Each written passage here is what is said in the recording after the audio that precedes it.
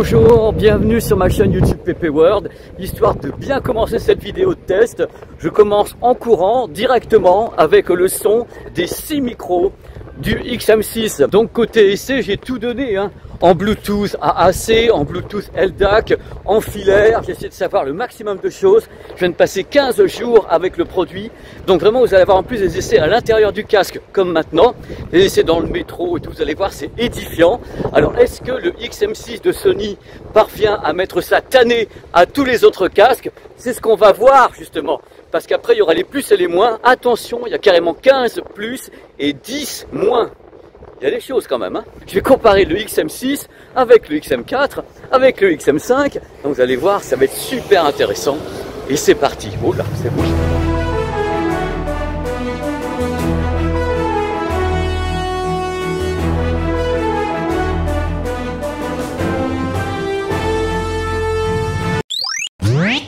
Comme il est beau, voici donc le Sony XM6. Côté design, c'est vraiment très proche des autres, sauf que contrairement au XM5, celui-ci se plie. Attention, mettez pas le doigt ici, vous allez le sentir passer. C'est comme les mains dans les portes de métro, c'est la même chose. Alors, le casque fait 250 grammes, il est très bien fichu dans le sens où c'est un mélange de simili-cuir, de métal. Attention, il n'est pas complètement métallique, contrairement à un bestiau qui est ici, qui lui, c'est du métal, du mèche et autres. Lui, il y a du plastique. Donc Sony a bossé pour que le plastique soit quand même d'assez bonne qualité. Vous avez vu quand je courais tout à l'heure, on n'entendait pas les bruits de structure, on entendait un petit peu le vent, mais il n'y a pas vraiment les bruits de structure. Alors ici, l'arceau, on le sent un tout petit peu quand on a des cheveux comme moi. Donc quand on positionne, ça tient un petit peu chaud ici parce qu'aujourd'hui il fait 32 degrés. Par contre, ici, je vais dire toujours c'est celui-là, c'est du mèche. Donc le mèche c'est transparent, vous pouvez le mettre sur votre tête, il n'y a pas de problème. Le confort, nickel. Franchement, je l'ai déjà oublié. Et en effet, il n'y a pas de bruit de structure. Là, je suis en train de bouger ma tête, j'entends pas, je croche. Donc il y a vraiment du travail qui a été fait autour de ça.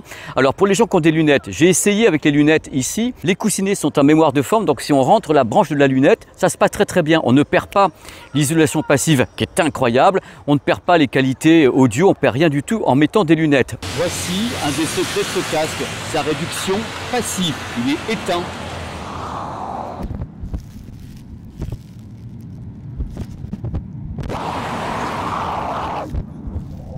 Autre truc, je vais y arriver. Autre truc important, les coussinets, on peut les enlever et les changer au cas où voilà, ils sont salopés, si je peux dire, on peut les changer. Là, c'est magnétique, on peut les changer. 70 € ici pour les changer. Là, je connais pas le prix, mais on peut les changer. Ah, on va pas se mentir, il fait 32 degrés aujourd'hui à Paris, je transpire des oreilles. Quelque chose de concret. Bon, c'est supportable, évidemment, mais waouh!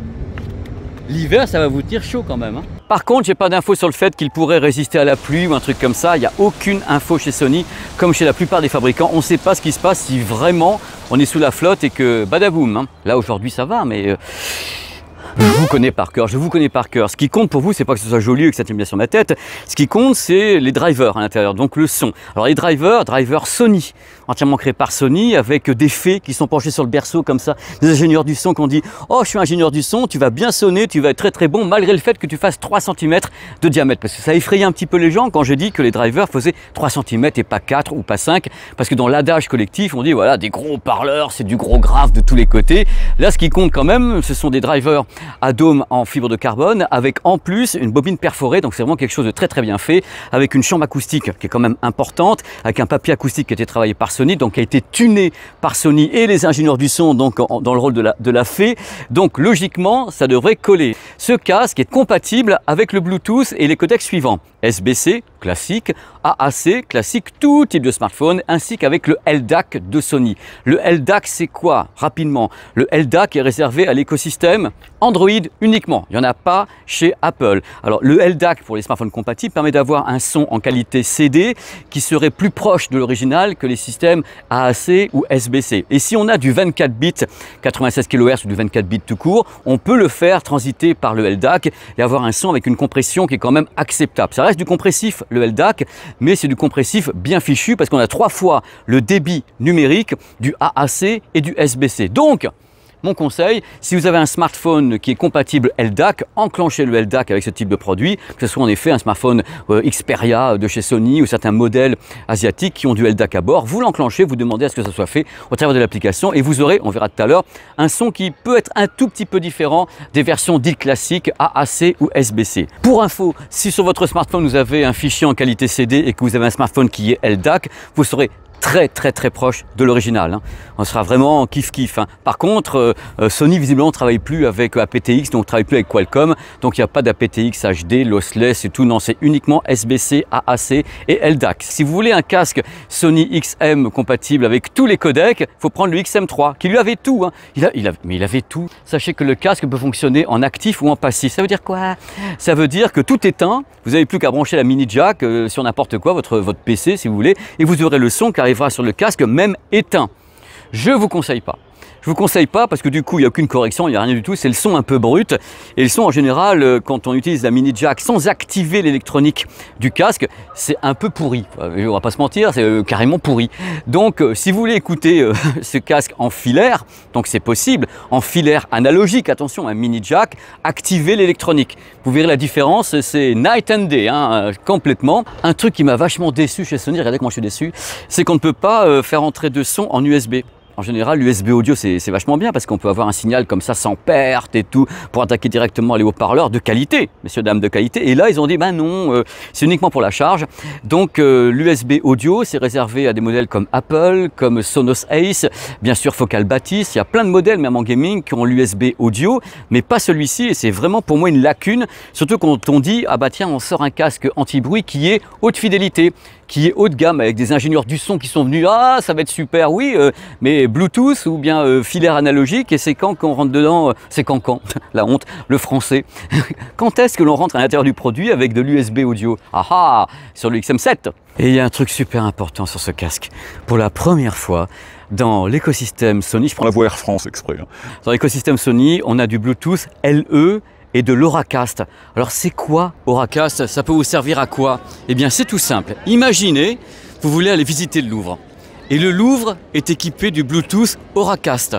Vous rentrez dans le Louvre, vous vous connectez au Bluetooth Auracast du Louvre et vous pouvez avoir la visite guidée en plusieurs langues grâce à Auracast. C'est une connexion multi-device, multi-produit en Bluetooth sous le protocole Auracast. Ça peut être super cool quand même.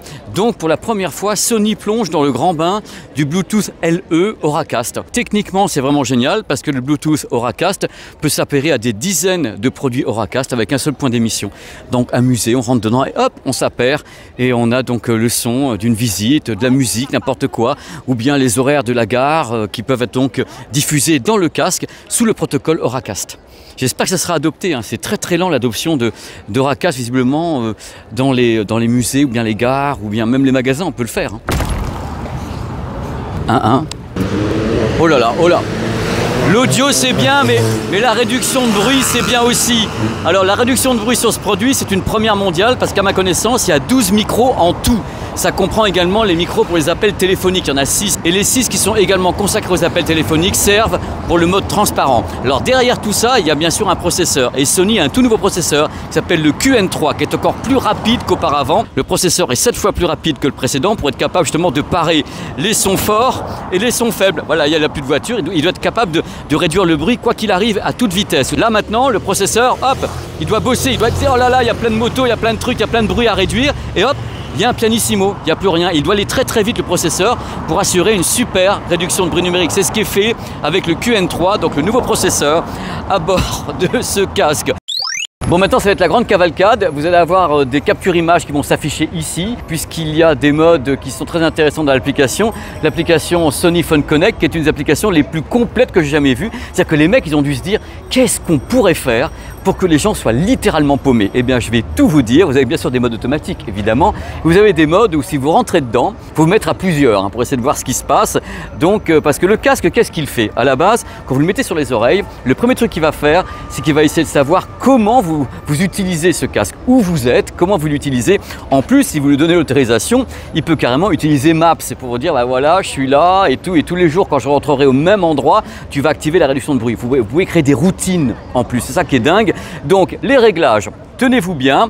Alors pour l'ANC adaptatif, bah, c'est lui qui gère, il est là, oh là là, par rapport à ce qui se passe, il faut bien sûr moduler ça au niveau de l'application. Vous voyez, ça s'affiche ici, alors il y a plusieurs modes. Le mode transparent, on va en parler parce qu'il est vachement efficace. Un mode transparent adaptatif, c'est-à-dire qu'en effet, il va gérer les sons extérieurs, il va gérer le bruit des notifications. Pour équilibrer tout ça, pour faire un mode transparent, je pense que c'est un des meilleurs, voire le meilleur mode transparent que je connaisse. Il faut absolument l'activer en ville. Là, vous voyez pas, mais attendez, 1, 2, 3. Voilà, venez vers moi.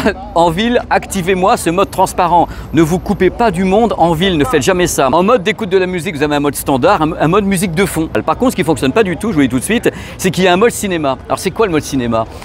C'est une curiosité touristique. Il y a des gens qui visitent Paris pour entendre le mode cinéma de Sony. C'est une sorte d'upmix d'un son en 360 degrés. C'est-à-dire qu'à priori, il n'y a pas vraiment de certification Dolby Atmos. Donc eux, ils ont un mode qui fait une sorte de son, ça fonctionne pas. Donc je vous conseille pas de le mettre, hein, ça va être beaucoup plus simple. Ne le mettez pas. Sachez que dans l'application, il y a une gestion justement de l'audio spatial selon Sony. Vous voyez toujours le logo ici, avec un suivi de la tête. C'est possible, on peut régler ça via l'application. Regardez un petit peu, vous avez des modes. Alors vous mettez votre tête comme ça devant le smartphone, on prend des photos de votre visage, de vos oreilles, on prend tout ça parce qu'on a tous une façon d'écouter différente, parce qu'on a tous des formes de visage et d'oreilles différentes. Donc on fait un truc pour que ça aille mieux. Il y a un mode équilibre sonore, le casque va essayer de savoir comment vous aimez la musique, c'est-à-dire plus de grave, plus d'aigu, il vous fait écouter des morceaux, est-ce que t'aimes bien, t'aimes pas, et par rapport à ça, il va lui-même régler un égaliseur par rapport à vos goûts. Mais libre à vous de ne pas faire attention à ça et d'aller en mode automatique, de ne pas aller dans tous ces réglages. Je pense qu'il y a trop de réglages, je continue à le dire. Si vous avez une source Sony, vous voyez à l'écran les logos, une source Sony audio spatial 360 degrés, vous pouvez la gérer avec un suivi de la tête, avec le suivi de la tête sur Android. Alors je vous dis tout de suite, parce qu'on est là pour parler ensemble, moi j'ai essayé ce mode-là avec Apple Music et des sons Dolby Atmos. Moi je n'ai pas le mouvement de la tête, ça n'a pas l'air d'être le truc le plus fort de ce casque. Ils n'ont pas misé là-dessus, comme le casque Apple qui lui en effet audio spatial, Dolby Atmos et autres. Et comme ils mettent toujours en exergue leur propre format audio 360 degrés, vous voyez là, qui ne fonctionne pas, hein, dans le sens où personne n'a l'air d'être intéressé par le truc. Moi je ne suis pas intéressé dans tous les cas.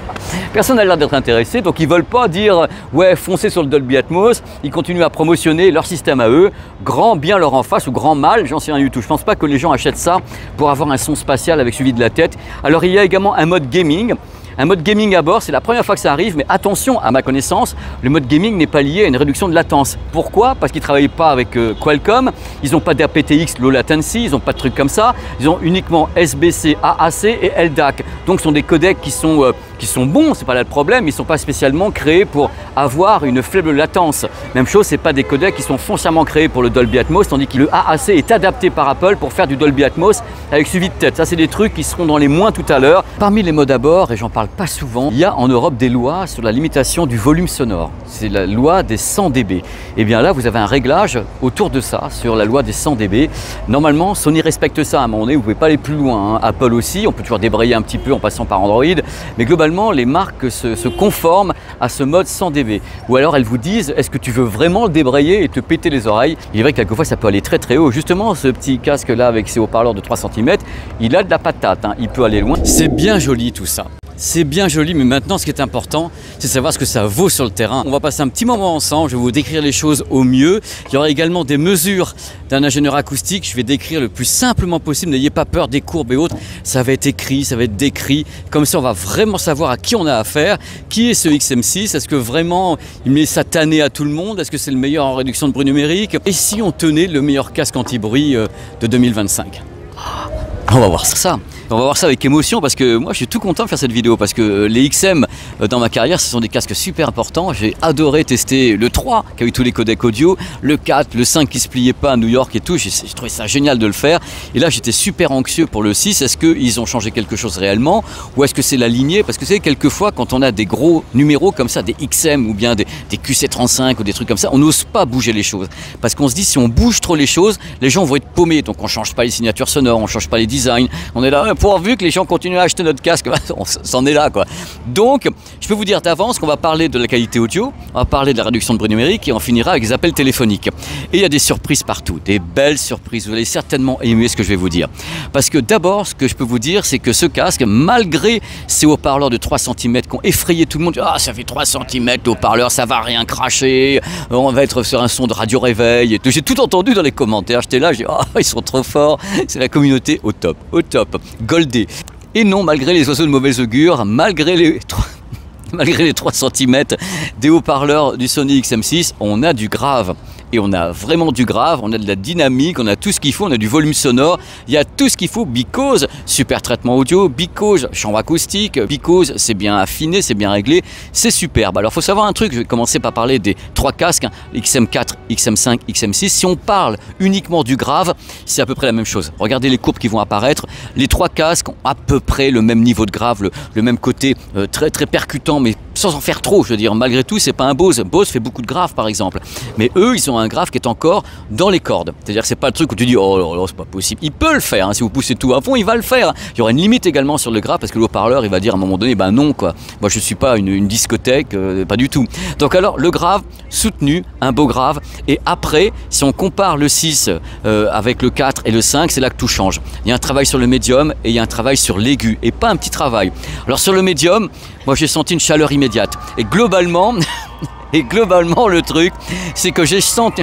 Il passe sous les ponts. Et globalement, le truc, c'est que j'ai senti une douceur générale. C'est-à-dire que malgré le fait qu'on a un médium qui est vachement riche, vachement chaud, on a une douceur générale du son qui, moi, m'a beaucoup satisfait. Et pourquoi? Parce que malgré tout, je suis un peu habitué à ce casque. Donc, le casque Apple AirPods Max, qui a comme fâcheux défaut ou fâcheuse qualité de trafiquer le son. C'est un truand, lui il prend un son et puis le trafique vachement avec le computational audio, le son n'est plus vraiment naturel avec le AirPods Max mais il est super flatteur, c'est pour ça que les gens aiment ça. Tandis que là, on a un son naturel, il est doux naturellement, il est dynamique naturellement, il est enjoué naturellement, il a une scène sonore qui est ample sans être trafiqué. On sent que Sony s'est dit ok, on a foutu des ingénieurs du son pour travailler là-dessus, et je pense que les ingénieurs du son eux-mêmes ont dit ok, nous on bosse dessus, hein. Vous ne trafiquez pas le son, hein. Vous ne faites pas un truc comme moi j'adore, hein, comme Apple AirPods Max, le son on le veut le plus naturel possible et c'est réussi. Parce que quand on écoute le son de ce produit, on a parlé pour le moment du grave et du médium, c'est chaleureux, c'est équilibré avec un médium qui n'est pas du tout agressif, ce qui fait qu'on peut écouter le XM6 pendant des heures, on n'est pas agressé des tympans, on n'est pas là en train de dire oh, les oreilles qui saignent, non, on n'a pas ça du tout, on n'a pas du tout les oreilles qui saignent, on a un son qui est vraiment agréable à écouter et qui est maîtrisé dans le sens justement mastering du terme, et c'est pour ça qu'en effet je pense que l'apport des ingé son a fait quelque chose sur la signature sonore et le tuning. Le son est extrêmement maîtrisé, donc une écoute agréable, extrêmement large, c'est-à-dire qu'on a une scène sonore qui est extrêmement large. Normal, s'il y a de la qualité à la base, la scène sonore est très large, on a vraiment les instruments qui sont sur les côtés, on entend comme ça le médium. Il y a des trucs importants sur le médium, c'est la chaleur des voix, et je trouvais que ce produit avait une excellente chaleur des voix. Quand on retranscrit des voix, par exemple la voix de Tracy Chapman ou certains artistes, quelconque soit-il, hein, qui sont bien enregistrés, on a une chaleur, on a un timbre, on a quelque chose qui est très sucré, qui est très doux, qui est pas agressif, c'est super agréable, on a l'impression vraiment que l'artiste est devant et qu'il chante, voilà, le micro est là et vous êtes en train d'écouter l'artiste qui vous susurre presque quelque chose sans aucune agression. Ça c'est dingue parce que cet équilibre que je retrouve pas vraiment sur le AirPods Max, parce que lui il va trafiquer les choses, il va mettre la voix un peu en avant, il va donner un côté un peu plus enjoué aux instruments, il va les placer peut-être un petit peu différemment, tandis que là c'est fait naturellement et c'est ça qui change tout. Alors le point important également, si on compare ce produit par rapport justement au 4 et au 5, le truc important c'est l'aigu. Alors l'aigu, je le trouve plus précis, regardez les courbes et justement l'ingénieur acoustique l'a bien montré, l'aigu est travaillé, il est plus précis et en effet on a un aigu qui est très ciselé, qui est vraiment agréable et qui cadre bien avec le reste. Quand on écoute le XM6, on a immédiatement une notion d'équilibre qui est là entre le grave qui en fait pas trop, c'est pas un bourrin, quoi. Le truc n'est pas un bourrin, le grave n'en fait pas trop, le médium est enjoué, il est beau, il est doux, non agressif, il fait bien ressortir les voix, certains instruments, il se place correctement justement dans la réponse en fréquence, donc c'est plutôt cool d'écouter ça parce que c'est reposant, c'est apaisant et c'est rassurant, et l'aigu vient chapeauter le tout en étant là, en mettant des petits sons sur les côtés, c'est très bien traité, ça ne baffe pas, ça ne surjoue pas. Il n'y a qu'un seul problème pour moi sur l'aigu, et je l'ai remarqué uniquement 2 fois. Hein. Il peut y avoir un petit problème dans l'aigu de sibilance. Alors qu'est-ce que j'appelle la sibilance? Quand je fais un S, ça fait S.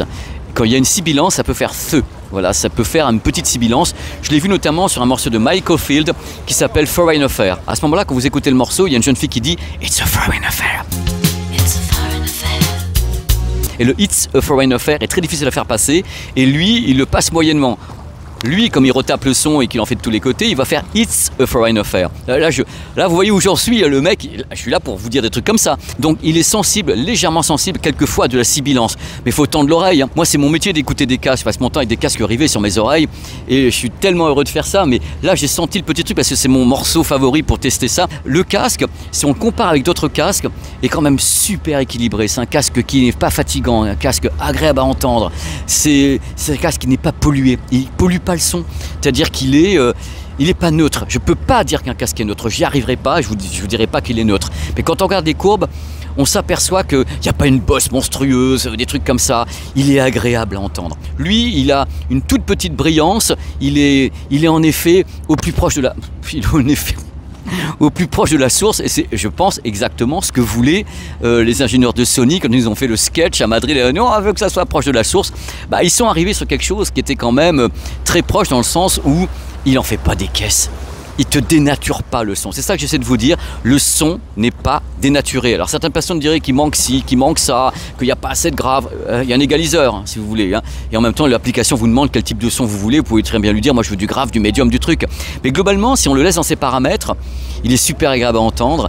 Il est plus agréable qu'un Bose qui va un peu bourrer dans le grave. Je trouve qu'il est plus agréable que le AirPods Max qui surjoue. Moi j'aime bien parce que ça me réveille. Là pour moi, on est plus sur une notion de haute fidélité. Même si le casque n'est pas hi-fi. Hein. Il serait hi-fi, il pourrait prendre justement de l'audio avec le port USB, des trucs comme ça. On est quand même en Bluetooth ou uniquement en filaire. Dans ce cas-là, en filaire, il faut qu'il y ait une bonne source de l'autre côté, en filaire analogique. Hein. Depuis tout à l'heure, vous voyez des courbes de casques concurrents qui sont très très bons. Celui qui s'approche le plus, ça va vous paraître bizarre, c'est je pense le casque Sonos Ace, qui est assez proche de celui-ci. Le Sonos Ace.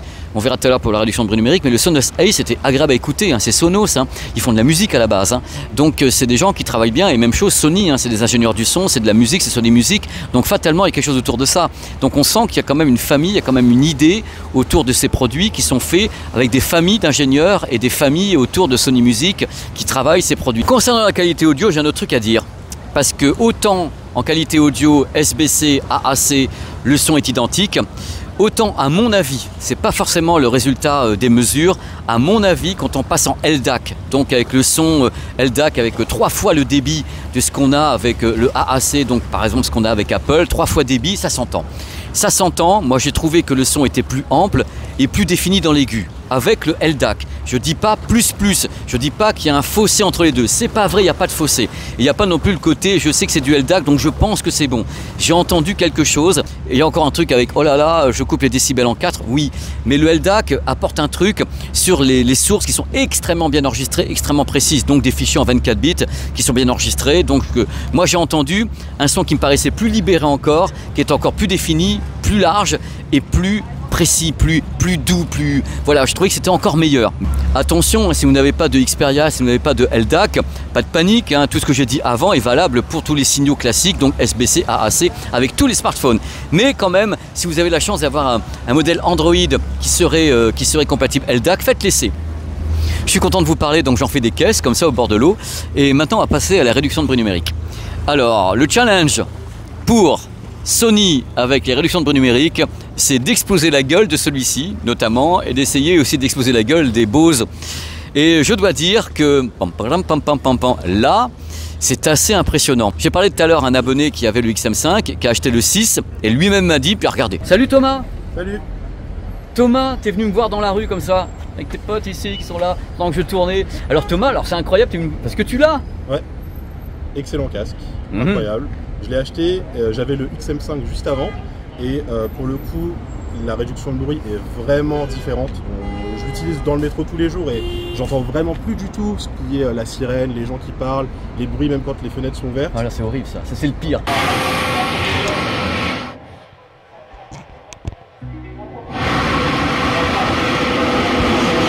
Là, le AirPods Max a été titillé. Et Dieu sait que tu l'avais avant en plus, toi. Je l'avais avant en plus.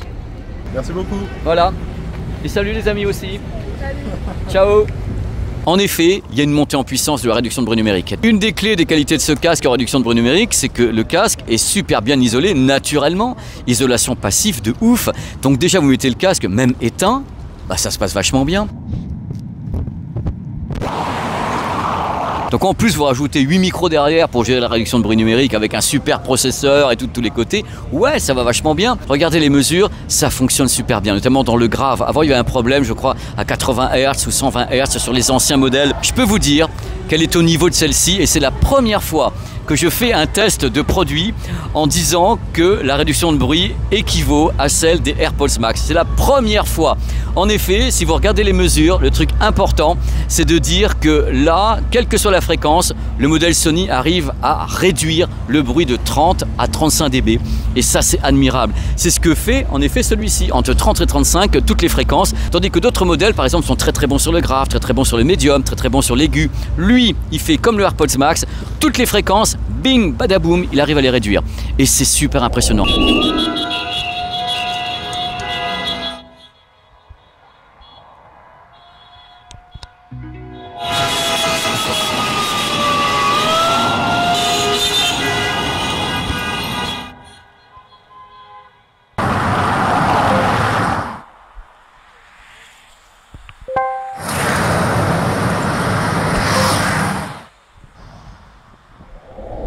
Il n'a pas dépassé le AirPods Max, mais c'est son concurrent number one maintenant. C'est hop, égalité en réduction de bruit numérique. Et ça fait plaisir. C'est vrai que depuis le début, j'arrête pas de vous enquiquiner avec le AirPods Max. Je suis là, ah, c'est trop de la balle, dinguerie et tout, on n'a pas fait mieux. Et non, on n'a pas fait mieux, mais... Ex aequo, merci, c'est le podium. Hein. Et puis après, vous avez Bose, vous avez le Sonos Ace qui fonctionne très très bien. Mais là, les deux sur le podium, les deux number one, égalité, AirPods Max et le Sony. Et ça, c'est une révolution. Parce que c'est la première fois que ça arrive. Donc vous avez entendu tout à l'heure justement dans Paris à quel point la réduction de bruit est active. C'est du délire, elle fonctionne vachement bien. Sur les sons comme les bagnoles, dans le métro avec les vitres ouvertes, avec les crissements des freins, c'est super compliqué. Et bing, il enlève on-off, c'est étourdissant. Le son est réellement diminué parce que c'est pas de l'annulation hein, de bruit, on diminue les fréquences. En général c'est 30-35 dB, c'est un max. Les marques qui vous annoncent on réduit de 45 dB, ouais, avec des boules à l'intérieur pour remettre le casque par-dessus. Non, on peut pas. Pour le moment, on peut pas. Si, Bose Aviation, mais c'est autre chose, c'est secteur pro. Je suis très très heureux de vous dire que côté réduction de bruit, c'est vraiment une réussite. Ils ont eu raison de balancer tous les micros et tout. L'analyse se fait super bien, c'est super rapide. En effet, à chaque fois que je fais on-off sur la réduction de bruit numérique, on sent que le cerveau travaille très très vite pour réduire les sons. Et justement, dans la rue, tout à l'heure, ou bien dans le métro, il faut que ça aille vite, hein, on-off. Et hop, c'est immédiat. Il n'y a pas de réduction de bruit numérique progressive. C'est on-off, il agit tout de suite. Il aura fallu 4 ans pour qu'un casque anti-bruit arrive au niveau du casque Apple AirPods Max. C'est du délire parce qu'ils ont vraiment pris une longueur d'avance il y a 4 ans avec ça, c'est fou. Le mode transparent, c'est un des meilleurs du marché. C'est du délire. Le mode transparent est dingue. Vous n'avez pas le casque, tout simplement. Vous mettez le mode transparent, il est adaptatif. En plus, vous n'avez pas le casque. C'est du niveau également du Apple AirPods Max, au niveau de Bose, au niveau de ce que peut faire le Sonos Ace. On a un mode transparent délirant de précision. C'est fou. On entend tous les détails comme si vous n'aviez pas le casque. Et pour moi, ça, c'est l'exemple type. Si vous mettez un mode transparent, vous avez l'impression que le casque est là et vous n'entendez pas comme entendent vos oreilles. Ça va pas. Tandis que là, j'écoute donc avec les 6 micros, hein, le mode transparent c'est 6 micros, j'écoute exactement la même chose qu'à l'extérieur du casque. C'est ouf, c'est un gros travail, ils ont bossé sur les micros, ils ont bossé sur le logiciel, ils ont bossé sur la puce qui traite tout ça, ils ont bossé sur tout et en plus ça s'entend. C'est-à-dire qu'il y a des fois les mecs qui bossent, ils sont là, ouais bah nous on a bossé, ouais quand, à quelle heure, ça s'entend pas, là ça s'entend. Attention, tout ce que je dis ne va pas mettre les XM4 ou XM5 à la poubelle, hein, loin de là, même le XM3 que j'adore, ça reste d'excellents casques, mais Sony se doit d'évoluer, c'est-à-dire que c'est une évolution qui est douce, comme le son, qui est douce, mais ça monte. Et là, avec le 6, je pense qu'ils avaient ça en tête, c'est-à-dire dire, bon, c'est bon maintenant, les casques Bose, le casque Apple AirPods Max, maintenant on va mettre la tannée une bonne fois pour toutes, et je pense qu'ils l'ont fait. On a bossé plus longtemps que prévu, parce qu'on voulait obtenir un résultat qui est certainement celui-là. C'est-à-dire que normalement, c'est tous les 2 ans que sort ce casque. Là, 3 ans, ils disent, là, volontairement, on est allé plus loin techniquement parce qu'on voulait que ça soit plus poussé. Et bien, c'est réussi, messieurs, dames. J'aurais aimé aussi dire du mal. Vous allez en avoir dans les moins, mais c'est une réussite. C'est une réussite. C'est... Voilà. Coucou. Regardez. Le duo qu'a tué Hollywood. Je fais un essai du son des micros. Là, c'est donc activé le son des micros. J'attends que les voitures démarrent. Je pense que c'est un peu trafiqué, hein, parce qu'il y a beaucoup de bruit. Là, je sais ce que va faire le casque. Il va faire une sélection, il va enlever les voitures, mais il va y avoir des mots hachés, des mots coupés. C'est ce qui se passe normalement quand il y a beaucoup de bruit comme ça. Je viens d'écouter, c'est ce que je pensais. On n'entend pas une voiture, mais du coup, la voix est super trafiquée, quoi. Mais on n'entend pas une seule bagnole. Donc voilà, à votre bon cœur, messieurs, dames. Et voici les plus. On commence par sans doute la meilleure isolation passive du marché. Même le casque éteint, c'est assez dingue. Sans doute la meilleure réduction de bruit du marché. Cette fois-ci, Sony est venu damer le pion à Apple avec son AirPods Max. Excellent mode transparent, c'est épatant. Il est épatant ce mode transparent. Qualité de fabrication générale, le casque se plie. Qualité audio vraiment convaincante. Naturelle, non bidouillée, non agressive, avec beaucoup de pêche, du grave. Et le LDAC, le codec LDAC, peut apporter une petite précision supplémentaire pour les gens qui utiliseraient le LDAC sur Android. Un rendu de l'aigu doux et structuré. Malgré les haut-parleurs de 30 mm, il y a du grave. Et ça, c'est bien, ça va vous plaire, mais pas trop. On peut avoir un haut volume sonore, attention aux oreilles. Le Bluetooth est multipoint. Le casque accepte les codecs AAC, SBC et LDAC. Quand on court, il y a quand même assez peu de bruit de structure, alors qu'il y a quand même du plastique à bord. L'application est surcomplète, même beaucoup trop complète, on trouve de tout. Mais le casque peut travailler en automatique ou bien manuellement, action par action si je puis dire. Et là, bonjour l'ambiance. Le casque peut être utilisé en Bluetooth ou bien en filaire analogique. En filaire analogique, il peut être utilisé en passif ou bien en actif, à vous de choisir. La boîte se referme de façon magnétique. C'est pas du luxe hein, parce que c'est pas possible les fermetures éclairs qui coincent. On peut recharger le produit pendant qu'on l'écoute. Quand il y a quelque chose qui me plaît pas, je le dis, c'est l'avantage des vidéos non sponsorisées. Là, ce qui me plaît pas, c'est le tarif. 450 € au prix de lancement, ça le met à 100 € du casque Apple AirPods Max, à 50 € du casque Sonos Ace, sachant qu'en plus le AirPods Max est un casque en métal avec du mesh. Impossibilité d'avoir de l'audio via le port USB. Pour un casque qui se veut entre guillemets audiophile avec une telle architecture, des tels haut-parleurs, je comprends pas. Ça serait bien de pouvoir rentrer en audio carrément un signal lossless, en qualité CD ou qualité 24 bits, mais ils n'ont pas voulu, je sais pas pourquoi. Au final, l'audio immersif Dolby Atmos et autres n'est pas franchement géré par le casque. Sony met pas forcément ça en avant. Le design est quand même très épais. Quand on le voit de face, le design est très épais. Vu de face, le produit est assez imposant. Ce n'est pas un design slim, c'est un design qui prend de la place pour la chambre acoustique, pour faire du beau son. Ils y vont, hein. Un peu trop même. Il n'y a aucune indication sur la résistance à la pluie, c'est un casque, on l'a dehors, on ne sait même pas ce qui se passe s'il pleut vraiment, j'en ai aucune idée. Il y a un mode gaming qui n'est pas associé à un mode faible latence en Bluetooth, sachant que le Bluetooth est AAC ou SBC et que si vous voulez en filaire, travaillez en filaire. Dans ce cas, il n'y a plus de latence. Mais il n'y a plus de prise en charge des codecs audio aptX de Qualcomm, alors que Qualcomm a justement des codecs aptX low latency, faible latence, du lossless et tout le tremblement. Parfois, il y a trop de grave quand même. C'est à vous de voir, mais quelquefois, il fait trop de grave. Et quand il y a trop de grave, il peut y avoir une saturation sur le haut-parleur. Il y a une légère sibilance, une légère sifflante sur les S. Faut vraiment tendre l'oreille. Hein. Mais j'ai entendu 2-3 trucs. Mon rôle, c'est de vous le dire quand même. Je suis méchant, oulala. Quelquefois, quand il y a trop de bruit, les micros pour les appels téléphoniques peuvent cafouiller un peu et rater des mots. Le casque coûte 450 € prix de lancement. Et il y a encore trop de plastique à mon goût. J'aimerais quelque chose qui se rapproche de ce que fait Apple avec le métal, le mesh. C'est mieux, c'est plus noble. Et puis quand on court, il n'y a aucun bruit de structure avec le casque Apple. Quand vous branchez le casque en analogique et que vous êtes en mode passif, le son a comment dire un son discutable. Il est cru, on a l'impression un truc qui n'est pas fini. Donc activez l'électronique du casque, même si vous êtes en filaire analogique avec la mini jack. Activez, par pitié, je vous en supplie. Voilà, c'est la fin de cette vidéo sur cette belle image ici à Paris. C'était un régal de faire cette vidéo. C'est comme toujours beaucoup de travail, mais c'est tellement satisfaction quand c'est fini. Et donc là, je suis content. J'ai tout donné, j'ai fait au mieux. Alors n'hésitez pas à commenter. Moi, je ferai un plaisir de vous lire. Il y a beaucoup de vidéos sur la chaîne. Il y en a une récemment d'ailleurs qui vous explique un petit peu ce qui va se passer sur la chaîne au mois de juin et dans les mois à venir. Il y a également des choses avec les drones, il y a des tas de trucs. Et surtout, il y a des tas de vidéos qui arrivent. Donc test de téléviseur, test d'écouteurs, test de casque. Les téléviseurs, je crois qu'il y en a 2, il y en a 3 qui arrivent là prochainement. Là, maintenant, je veux dire, normalement, si tout va bien, les casques, il y a Focal Batis, les écouteurs, il y a certainement Technics AZ100 qui va se pointer parce que dans la vidéo explicative, j'ai pas tout dit volontairement comme ça, oh là là, mais qu'est-ce qu'il est mauvais, ce garçon. Donc, merci beaucoup d'avoir regardé ce test du XM6 de Sonix, qui est donc une nouvelle référence dans cet univers des casques anti-bruit et il vient juste donner sa petite fessée au casque Apple AirPods Max au bout de 4 ans de trône. C'est mignon comme tout. Regardez, voilà, à bientôt sur ma chaîne YouTube PP World.